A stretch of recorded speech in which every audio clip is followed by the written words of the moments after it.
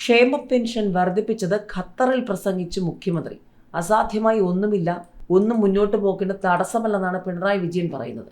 അതേസമയം മുഖ്യമന്ത്രിയുടെ പ്രഖ്യാപനങ്ങൾ പ്രലോഭന തന്ത്രം, പണം സ്പോൺസർമാരിൽ നിന്നാണോ എന്ന് വ്യക്തമാക്കണമെന്ന് NK പ്രേമചന്ദ്രൻ. കേരളത്തിലെ ജനപ്രിയ പ്രഖ്യാപനങ്ങളെക്കുറിച്ച് ഖത്തറിലെ പ്രവാസികളെ അറിയിച്ച് മുഖ്യമന്ത്രി പിണറായി വിജയൻ. ക്ഷേമ പെൻഷൻ വർദ്ധിപ്പിച്ചത് മുഖ്യമന്ത്രി പ്രത്യേകം എടുത്തു പറഞ്ഞു.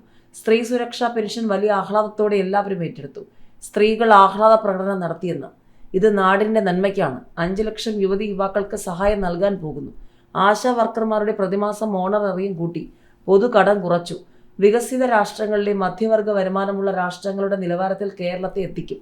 മുന്നിൽ അസാധ്യമായി ഒന്നുമില്ലെന്നും ഒന്നും മുന്നോട്ട് പോക്കിന് തടസ്സമല്ലെന്നും മുഖ്യമന്ത്രി വ്യക്തമാക്കി. ഖത്തറിലെ ദോഹയിൽ ലോക കേരള സഭയും മലയാളം മിഷനും ചേർന്ന് സംഘടിപ്പിക്കുന്ന പ്രവാസി മലയാളി സംഗമത്തിൽ സംസാരിക്കുകയായിരുന്നു മുഖ്യമന്ത്രി. അതേസമയം ഖത്തർ അന്താരാഷ്ട്ര സഹകരണ സഹമന്ത്രിക്ക് ഷീൽഡ് ഓഫ് ഹ്യൂമാനിറ്റി മാനുഷികതാ പുരസ്കാരം മുഖ്യമന്ത്രി പിണറായി വിജയൻ സമ്മാനിച്ചു. മാനുഷിക മേഖലയിലെ പ്രവർത്തനങ്ങൾക്കുള്ള ആദരമായാണ് ബഹുമതി. ഖത്തറിലെ കേരളീയ സമൂഹത്തിന് നൽകുന്ന പിന്തുണയ്ക്കും മാനുഷിക പ്രവർത്തനങ്ങൾക്കും അദ്ദേഹം നന്ദി അറിയിച്ചു. ഖത്തറിലെത്തിയ മുഖ്യമന്ത്രി നിർണായകമായ കൂടിക്കാഴ്ചകളും നടത്തി. അതേസമയം മുഖ്യമന്ത്രിയുടെ പ്രഖ്യാപനം, തെരഞ്ഞെടുപ്പ് മുന്നിൽ കണ്ട് നടത്തിയ പ്രഖ്യാപനങ്ങൾ പ്രലോഭനതന്ത്രം മാത്രമാണെന്ന് NK പ്രേമചന്ദ്രൻ MP. 10,000 കോടി രൂപയുടെ പ്രഖ്യാപനങ്ങൾ നടപ്പാക്കാനുള്ള പണവും സ്പോൺസർമാരിൽ നിന്നാണോ കണ്ടെത്താൻ സർക്കാർ ഉദ്ദേശിക്കുന്നതെന്ന് മുഖ്യമന്ത്രി വ്യക്തമാക്കണം. ഭരണം വിട്ടൊഴിയാൻ മാസങ്ങൾ മാത്രമുള്ളപ്പോൾ നടത്തിയ പ്രഖ്യാപനങ്ങൾ നടപ്പാക്കാൻ ധനശേഷി സർക്കാരിനില്ല.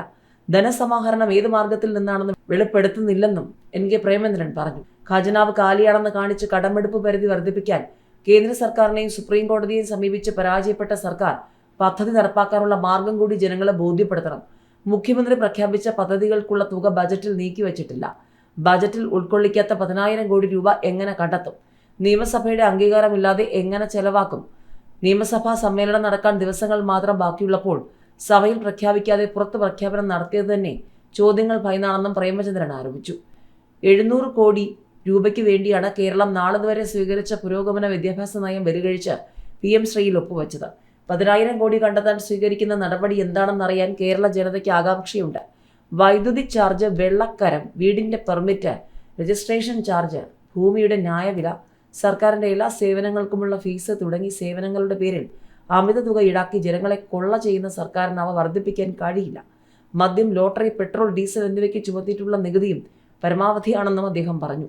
ഈ സാഹചര്യത്തിലാണ് മുഖ്യമന്ത്രി പ്രധാനമന്ത്രിയുമായും അമിത്ഷായുമായും ഡൽഹിയിൽ നടത്തിയ രഹസ്യ ചർച്ചകൾക്ക് പ്രസക്തിയേറുന്നത്. വ്യക്തിപരമായും CPM BJP തമ്മിലും ഉണ്ടാക്കിയിട്ടുള്ള ധാരണകൾ വെളിപ്പെടുത്തിയില്ലെങ്കിലും ഔദ്യോഗിക തലത്തിൽ ഏതെല്ലാം വിഷയത്തിൽ എന്തെല്ലാം ധാരണകൾ ഉണ്ടാക്കിയിട്ടുണ്ടെന്ന് വെളിപ്പെടുത്താൻ മുഖ്യമന്ത്രിക്ക് ബാധ്യതയുണ്ട്.